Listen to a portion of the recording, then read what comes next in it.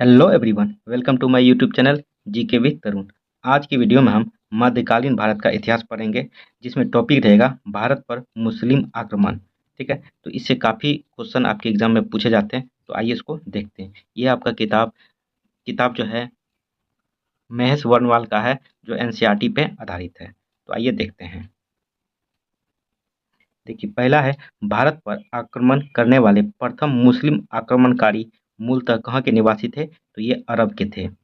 देखिए, वर्ष 711 में भारत पर सर्वप्रथम मुस्लिम आक्रमण किसके नेतृत्व में किया गया? तो ये उबैदुल्लाह के नेतृत्व में जो है भारत में पहली बार 711 ईस्वी में मुस्लिम आक्रमण किया हुआ था। तो कौन किया था? तो मोहम्मद बिन कासिम ने किया था। देखिए, वर्ष 712 में मोहम्मद बिन कासिम ने सिंध के राजा दाहिर को पराजित कर भट्ट के समीप स्थित केदेवल बंदरगाह को अपने अधिकार में ले लिया। कहाँ के शासक थे ये? सिंध के शासक थे। कौन थे? राजा दाहिर। 712 ईस्वी में इसी के खिलाफ, राजा दाहिर के खिलाफ जो है इसको पराजित कर दिया और भट्टा के निकट जो है देवल बंदरगाह को अपने अधिकार में ले लिया। तो किसने ले लिया? मोहम्मद बिन कासिम ने ले लिया। देखिए आगे, सिंध के क्षेत्र में मोहम्मद बिन कासिम ने अंतिम विजय किस नगर पर प्राप्त की? तो ये मुल्तान पर जो है अंतिम विजय प्राप्त की थी, जिसे स्वर्ण नगरी भी कहा जाता है। भारत में जजिया कर लगाने वाला प्रथम शासक कौन था? तो ये मोहम्मद बिन कासिम ही था, पहला मुस्लिम आक्रमणकारी। सिंध क्षेत्रों में अरबों द्वारा किसका प्रचलन प्रारंभ किया गया? तो सिंध पे जो है अरबों जो आक्रमण किए थे मोहम्मद बिन कासिम ने, तो इसके आने से जो है ऊँट पालन तथा खजूर की खेती शुरू हुई सिंध के क्षेत्रों में। अरबों के पश्चात भारत में किन विदेशी आक्रमणकारियों का आगमन हुआ? तो अरब के बाद जो है तुर्की या तुर्को आई थी। तुर्की में गजनवी वंश की स्थापना, तुर्की में जो है गजनवी वंश की स्थापना किसके द्वारा की गई? तो तुर्की में जो गजनवी वंश की स्थापना हुई थी किसके द्वारा? तो ये अल्पगीन गजनी के द्वारा जो है स्थापना की गई थी। देखिए, भारत पर प्रथम तुर्की आक्रमण किसके द्वारा किया गया? तो भारत में जो प्रथम तुर्की आक्रमण जो है ये कुतुबुद्दीन गजनी के द्वारा जो है पहला आक्रमण भारत में हुआ है इसके द्वारा। ठीक है, देखिए आगे, वर्ष 712 में भारत पर सर्वप्रथम सफल मुस्लिम आक्रमण करने वाला कौन था? तो ये मोहम्मद बिन कासिम था, 712 में किया था। सफल आक्रमण हुआ था, ये अरब के थे। कुतुबुद्दीन गजनी ने अपने आक्रमण के दौरान पश्चिमोत्तर भारत के किस हिंदू शाही शासक को पराजित किया था? तो ये जयपाल को पराजित किया था। किसने किया था? कुतुबुद्दीन गजनी ने। महमूद गजनवी द्वारा वर्ष 1025 में सोमनाथ मंदिर पर किए गए आक्रमण के दौरान गुजरात का शासक कौन था? तो उस टाइम गुजरात का शासक जो था भीम प्रथम था, जब सोमनाथ पे आक्रमण हुआ था। ये अहिलवाड़ा का शासक था। देखिए, महमूद गजनबी ने भारत पर 1000 से 1027 ईस्वी के मध्य 17 बार आक्रमण किया। इसके आक्रमण का मुख्य उद्देश्य भारत की धन संपदा को लूटना था, न कि साम्राज्य की स्थापना करना। देखिए, भारतीय जनता के लिए हिंदू शब्द का सर्वप्रथम प्रयोग अरबों द्वारा किया गया था। देखिए आगे,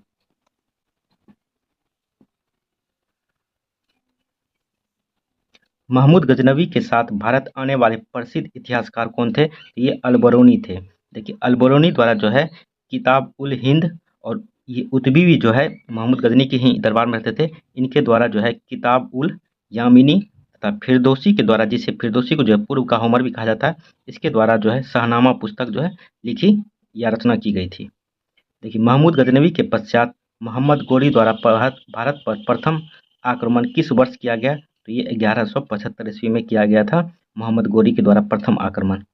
मोहम्मद गोरी को वर्ष 1178 में अहिलवाड़ा, जो पाटन गुजरात में पड़ता है, पर आक्रमण करने के दौरान किसके द्वारा पराजित किया गया? तो ये भीम द्वितीय के द्वारा जो है पराजित किया गया। देखिए, तराइन का प्रथम एवं द्वितीय युद्ध किनके मध्य लड़ा गया? तो ये मोहम्मद गौरी तथा पृथ्वीराज द्वितीय के बीच जो है यह युद्ध लड़ा गया। आप पृथ्वीराज चौहान भी कह सकते हैं, आप पृथ्वीराज द्वितीय भी कह सकते हैं। याद रखिएगा, पृथ्वीराज द्वितीय, कभी कभी ये भी दे देता है। ठीक है, तो देखिए, तराइन का युद्ध कब कब हुआ?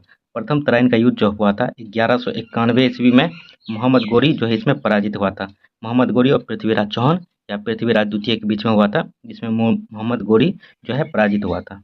द्वितीय तराइन का युद्ध जो है 1192 ईस्वी में मोहम्मद गोरी और पृथ्वीराज चौहान के बीच में हुआ था, जिसमें मोहम्मद गोरी जो है जीता था। देखिए, मोहम्मद गोरी ने कन्नौज के शासक जयचंद को किस युद्ध में पराजित किया था? तो ये चंदावर की युद्ध 1194 ईस्वी में हुआ था। मोहम्मद गोरी के साथ भारत आने वाले प्रसिद्ध सूफी संत कौन थे? तो इनका नाम था शेख मोइनुद्दीन चिश्ती।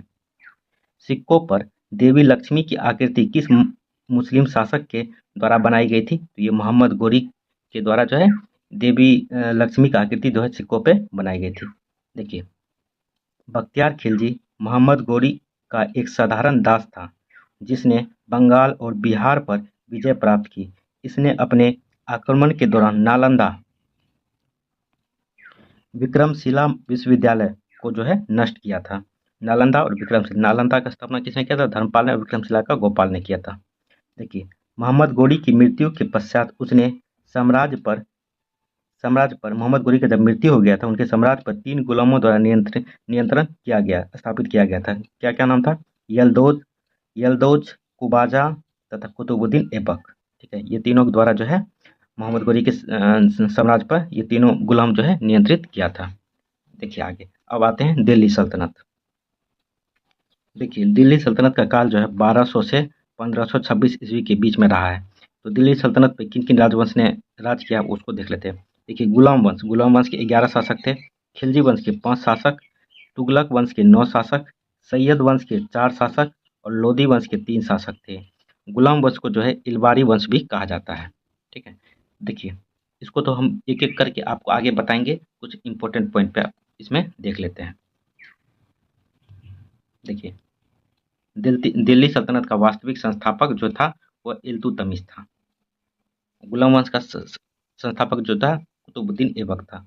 देखिए, दिल्ली सल्तनत का वास्तविक संस्थापक इल्तुतमिश दिल्ली सल्तनत का वास्तविक संस्थापक था। इनका शासनकाल 1210 से 1236 ईस्वी तक था। इल्तुतमिश ने दिल्ली सल्तनत के स्थायित्व के लिए अनेक कार्य किए, जैसे तुर्कान ए चिहलगानी का गठन किया, विरोधियों का दमन, नवीन प्रकार के सिक्के का प्रारंभ जो है इल्तुतमिश ने किया था। देखिए, इल्तुतमिश ने सुल्तान ए आजम की उपाधि धारण की थी। यह दिल्ली को राजधानी बनाने वाला प्रथम शासक था। देखिए, दिल्ली पर शासन करने वाले कुतुबुद्दीन ऐबक ने कुतुबी, इल्तुतमिश ने शमसी एवं बलबन ने बलबनी वंश की स्थापना की थी। देखिए आगे, दिल्ली सल्तनत पे जो 5 राजवंश ने राज किया है, सबसे पहले गुलाम वंश ने किया है। गुलाम वंश जो है 1206 से 1290 की ईस्वी के बीच में किया था। लगभग 84 वर्ष जो है गुलाम वंश ने जो है राज किया है। तो आइए गुलाम वंश के बारे में देख लेते हैं। गुलाम वंश की स्थापना किसके द्वारा की गई? तो ये कुतुबुद्दीन ऐबक के द्वारा जो है गुलाम वंश की स्थापना की गई। देखिए, 25 जून 1206 कुतुबुद्दीन ऐबक का राज्याभिषेक किस स्थान पर किया गया? तो ये लाहौर में किया गया था। कब? 1206 ईस्वी में। कुतुबुद्दीन ऐबक ने अपने साम्राज्य की राजधानी जो है लाहौर को घोषित की थी। भारत में तुर्की राज्य का संस्थापक कुतुबुद्दीन ऐबक को माना जाता है। कुतुबुद्दीन ऐबक ने कभी सुल्तान की उपाधि धारण नहीं की। इसने केवल मालिक और सिपह सलार का पद धारण किया। कौन? मलिक और सिपह सलार की पद का धारण जो किसने किया था? कुतुबुद्दीन ऐबक ने किया था। कुतुबुद्दीन ऐबक को जो है लाख बख्श भी कहा जाता है, क्योंकि ये अत्यधिक दान देने वाले सुल्तान थे। देखिए, कुतुबुद्दीन ऐबक को उदारता तथा अत्यधिक दान देने के लिए कौन सी उपाधि दी गई थी? तो ये लाख बख्श की उपाधि दी गई थी। अत्यंत सुरीली आवाज में कुरान पढ़ने के कारण ऐबक को किस उपाधि से नवाजा गया? तो ये कुरान खा के उपाधि से नवाजा गया था। भारत की प्रथम मस्जिद कुव्वत उल इस्लाम की स्थापना किसके द्वारा करवाई गई थी? तो ये कुतुबुद्दीन ऐबक के द्वारा ही करवाई गई थी। कुतुबुद्दीन ऐबक ने सूफी संत ख्वाजा कुतुबुद्दीन बख्तियार काकी के नाम पर कुतुब मीनार का निर्माण प्रारंभ करवाया था। देखिए, कुतुबुद्दीन जो है कुतुब मीनार का कार्य जो है प्रारंभ किया था किसके याद में? तो सूफी संत जो था ख्वाजा कुतुबुद्दीन बख्तियार काकी। इसको पूरा जो है इल्तुतमिश ने करवाया था, और आगे चल के इसका जो है ऊपर वाला पोर्शन नष्ट हो गया था 4th फ्लोर पर, तो फिरोज शाह तुगलक ने इसको सही करवाया था। इसके बारे में भी आगे हम देखेंगे। देखिए आगे,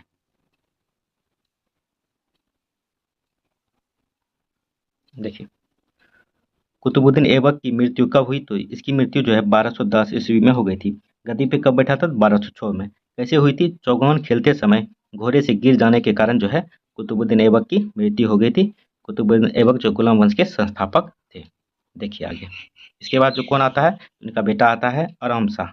देखते कुतुबुद्दीन ऐबक की मृत्यु के पश्चात उसके पुत्र आराम शाह को अबदस्त मतलब हटा के कर गुलाम वंश का अगला शासक जो है इल्तुतमिश बना। इल्तुतमिश सुल्तान बनने से पूर्व किस प्रांत का सूबेदार था? तो बदायूं का सूबेदार था। दिल्ली सल्तनत का वास्तविक संस्थापक जो है इल्तुतमिश को ही माना जाता है। इल्तुतमिश दिल्ली सल्तनत का प्रथम सुल्तान था जिसने दिल्ली को अपनी राजधानी बनाई। उससे पहले राजधानी कहाँ थी? लाहौर। तथा बगदाद के खलीफा से सुल्तान की उपाधि प्राप्त की थी। इल्तुतमिश ने 40 योग्य तुर्क गुलामों को मिलाकर किस दल का जो है गठन किया था? तो तुर्कान ए चहलगानी दल का जो है गठन किया था, जिसे चालीसा दल भी कहते हैं। देखिए, मंगोल आक्रमणकारी चंगेज खां भारत के उत्तर पश्चिम सीमा पर किसके शासनकाल में आया था? तो इन्हीं के शासनकाल में, इल्तुतमिश के शासनकाल में आया था। देखिए, नसरुद्दीन महमूद एक शांत स्वभाव वाला व्यक्ति था। इतिहासकार सिराज ने इसे दिल्ली का आदम सुल्तान कहा है, मतलब पुराना ख्याल रखने वाला सुल्तान कहा है। नसरुद्दीन के बारे में भी हम देखते हैं आगे कुछ कुछ पॉइंट जो इम्पोर्टेंट होगा। देखिए, इल्तुतमिश ने भारत में इक्ता व्यवस्था का प्रारंभ की। इक्ता एक अरबी शब्द है जिसका अर्थ है भूमि को लेने वाले। इक्तादार कहलाते, भूमि पर जो कर लेता है उसी को इक्तादार या इक्ता प्रथा कहते थे। वर्ष 1236 में दिल्ली सल्तनत को गद्दी पर बैठने वाले प्रथम एवं अंतिम मुस्लिम महिला शासिका कौन थी? तो ये रजिया सुल्तान थी। तो ये पहली दिल्ली सल्तनत की पहली या पूरा मुस्लिमों का सबसे जो कहा जाए तो पहली महिला शासिका जो है रजिया सुल्तान थी। दिल्ली सल्तनत में बैठने वाली कब बैठी थी? 1236 ईस्वी में। देखिए, रजिया के सुल्तान बनने के पश्चात गुलाम याकूत को किस पद पर नियुक्त किया गया? तो अमीर ए आखुर के पद पे, जो घोड़े की देखभाल करता था। रजिया सुल्तान के पति का क्या नाम था? तो आप लोग इसे कमेंट करके जरूर बताइएगा क्या नाम था। रजिया सुल्तान के विद्रोही अमीरों ने रजिया की हत्या करवाकर किसे दिल्ली सल्तनत की गद्दी पर बैठाया? तो बहराम शाह को। तो इसका डाकुओं द्वारा इसका जो है हत्या करवा दिया गया था रजिया सुल्तान को। देखिए, बहराम शाह के कार्यकाल में नायब ए मुमालिकत पद को सृजित किया गया जिसमें संपूर्ण अधिकार निहित होते थे। इस पद पर सर्वप्रथम यतगीन को नियुक्त किया गया था। दिल्ली सल्तनत के किस शासक ने बलबन को नायब ए मुमालिकत पद पर नियुक्त किया? तो नसरुद्दीन महमूद ने जो है बलबन को जो है इस पद पर नियुक्त किया था। बलबन को जो उलुग खां की उपाधि दी गई थी, किसके द्वारा? तो इन्हीं के द्वारा, नसरुद्दीन महमूद के द्वारा। और नसरुद्दीन मोहम्मद की विवाह जो है बलबन ने अपनी बेटी से करवाया था। दिल्ली का सुल्तान बनने के पश्चात तुर्कान ए चिहलगानी का किसने समाप्त किया था? तो ये बलबन ने समाप्त कर दिया था। अपने विरोधियों के प्रति कठोर लोह एवं रक्त की नीति का पालन करने वाला सुल्तान कौन था? तो ये बलबन था। देखिए, देख लिए, ये बलबन प्रथम सुल्तान था जिसने राजस्व के सिद्धांत का प्रतिपादन किया। उसने राजत्व के सिद्धांत का जो है प्रतिपादन किया था। राजत्व को नियाबते खुदाई यानी ईश्वर द्वारा प्रदत्त तथा राजा को जिल्ले इलाही यानी ईश्वर की छाया कहा था। सिजदा एवं पेबोस प्रथा को अपने दरबार में प्रारंभ करने वाला कौन सा सुल्तान था? तो ये बलबन ही था। बलबन ने किस नाम से एक सैन्य विभाग की स्थापना की थी? तो बलबन एक सैन्य विभाग की स्थापना की थी जिनका नाम था दीवान ए अर्ज। गुलाम वंश का अंतिम शासक कौन था? तो ये ससमुद्दीन की क्यूमर्स था। इल्तुतमिश द्वारा चलाए गए तांबे का सिक्का जो है क्या कहलाता था? तो जीतल कहलाता था।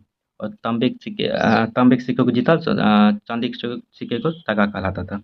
तो गुलाम वंश देख लिए। तो आइए आप देखते हैं खिलजी वंश।